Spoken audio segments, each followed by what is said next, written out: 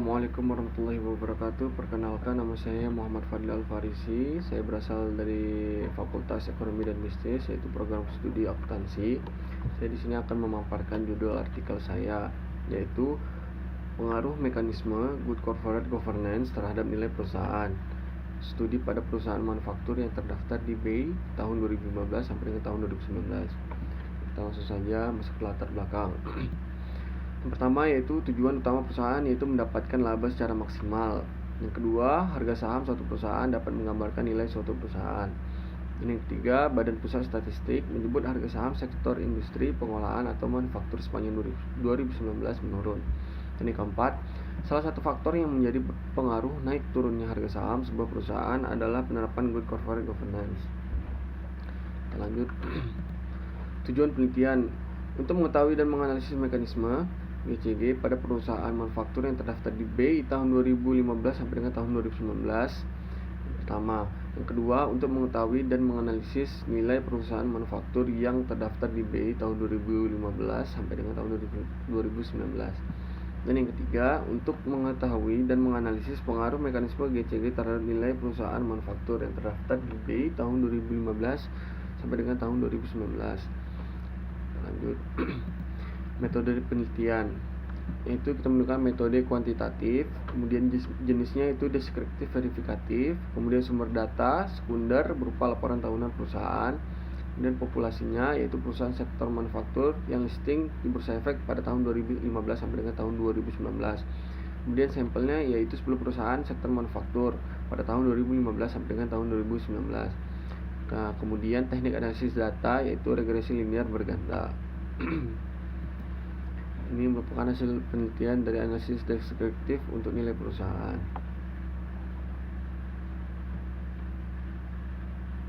Kemudian kita lanjut. Ini merupakan analisis deskriptif kepemilikan institusional.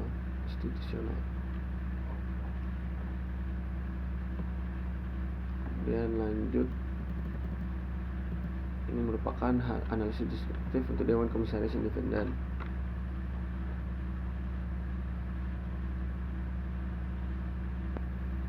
Kemudian lanjut, ini adalah analisis deskriptif untuk komite audit.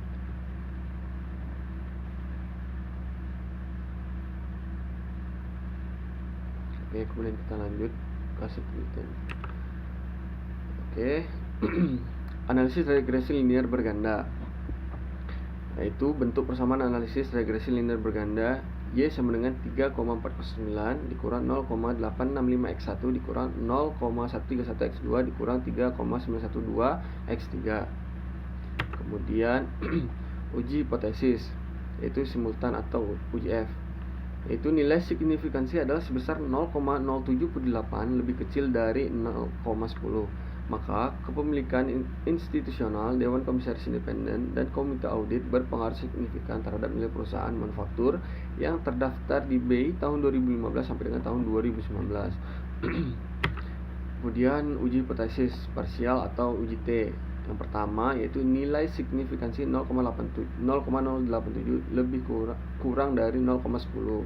Maka kepemilikan institusional berpengaruh signifikan terhadap nilai perusahaan manufaktur yang terdaftar di BEI tahun 2015 sampai dengan tahun 2019.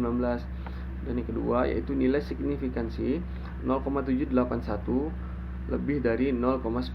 Maka Dewan Komisaris Independen tidak berpengaruh signifikan terhadap nilai perusahaan manufaktur yang terdaftar di BEI tahun 2015 sampai dengan tahun 2019.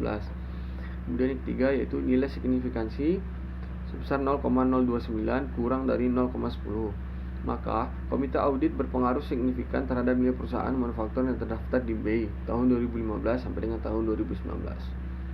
Jadi kita lanjut untuk koefisien determinasi. Bisa kita lihat besarnya R square adalah 0,136. Artinya 13,6% nilai perusahaan dapat dijelaskan variabel independen, sedangkan sisanya yaitu 100% dikurang 13,6% itu sejumlah 86,4% dijelaskan oleh sebab-sebab yang lain di luar modal. Dan lanjut kita kesimpulan. Kesimpulan, di sini penulis menarik 3 kesimpulan. Yang pertama yaitu mekanisme good corporate governance yang terdiri dari kepemilikan institusional, dewan komisaris independen, komite audit perusahaan manufaktur tahun 2015-2019 cenderung mengalami fluktuatif setiap tahunnya. Kemudian nilai yang kedua itu nilai perusahaan manufaktur tahun 2015 sampai dengan 2019 cenderung mengalami fluktuatif setiap tahunnya. Dan yang ketiga yang terakhir yaitu uji spasial menunjukkan hanya dewan komisaris independen dan komite audit berpengaruh signifikan terhadap nilai perusahaan manufaktur di BI tahun 2015 sampai dengan 2019. Sedangkan dewan komisaris independen tidak berpengaruh signifikan terhadap nilai perusahaan manufaktur di BI tahun 2015 sampai dengan tahun 2019. Baiklah, itu saja dari saya. Semoga apa yang saya sampaikan dapat diterima dan menjadi berkah untuk orang lain. Amin. Itu saja dari saya. Wabillahi taufiq wal hidayah. Assalamualaikum warahmatullahi wabarakatuh.